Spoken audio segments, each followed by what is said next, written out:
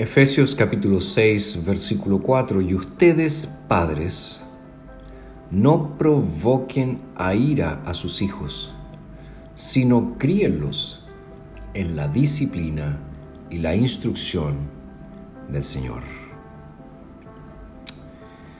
Este texto, que está en un contexto mayor acerca de la vida en el Espíritu y cómo esta vida en el Espíritu se ve en nuestras relaciones más cercanas, particularmente dentro de la familia, nos llama la atención para un aspecto de nuestra vida cristiana que tristemente está siendo bastante olvidado.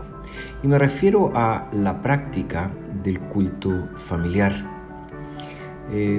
Dios, Él exige que las familias del pacto, las familias de la alianza, tengan este tiempo de devoción. De hecho, una de las expresiones más evidentes de un hogar centrado en Cristo es la práctica regular del culto familiar. Pero ¿cuál es la norma que vemos hoy en día en muchos hogares cristianos? Es una total ausencia del culto familiar. Ahora, ¿cuál es la razón? ¿Por qué es importante el culto familiar? Porque ciertamente el culto familiar, el estar realizando estas devociones día a día con nuestra familia, van a preparar a nuestros hijos y nos van a preparar a nosotros también para la gran celebración semanal que es el culto dominical. Y Pablo es muy consciente de la responsabilidad que tienen los padres en instruir a sus hijos e instruirlos en el Señor. Y el lenguaje que utiliza acá en Efesios 6:4 es un lenguaje totalmente de pacto.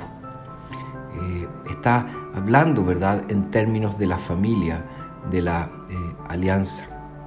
De hecho, la Confesión de Fe de Westminster habla directamente en el capítulo 21, párrafo 6, acerca del hecho de que Dios debe ser adorado en espíritu y en verdad, y dice tanto en familia como diariamente y en secreto y estando solo, y también en las asambleas públicas. Es decir, los documentos confesionales históricos hablan de la adoración, del culto en familia, que es diferente al culto privado, al culto que individualmente realizan cada miembro de la familia.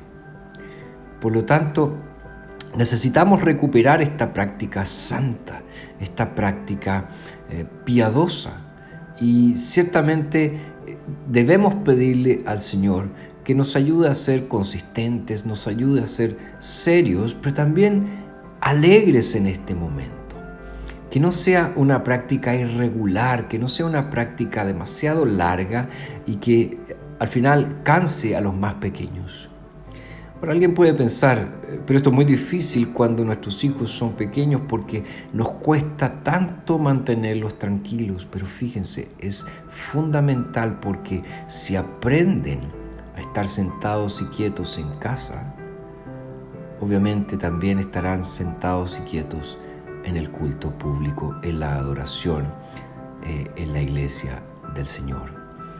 ¿Y qué debe componer este culto familiar? Bueno, ciertamente cánticos, oraciones, lectura de la palabra de Dios o de algún texto devocional donde se pueda comentar ese texto. También se puede instruir a los más pequeños en el catecismo menor y finalmente concluir todo con oraciones donde permitimos que los integrantes de la familia presenten sus motivos de oración. Porque cuando la familia con una fe verdadera practica el culto familiar de manera regular, ¿qué es lo que está diciendo esa familia? Que Dios, de hecho, es el centro de su vida. es el soberano de la vida doméstica y no lo es la televisión, el celular, el tablet, los juguetes, etc.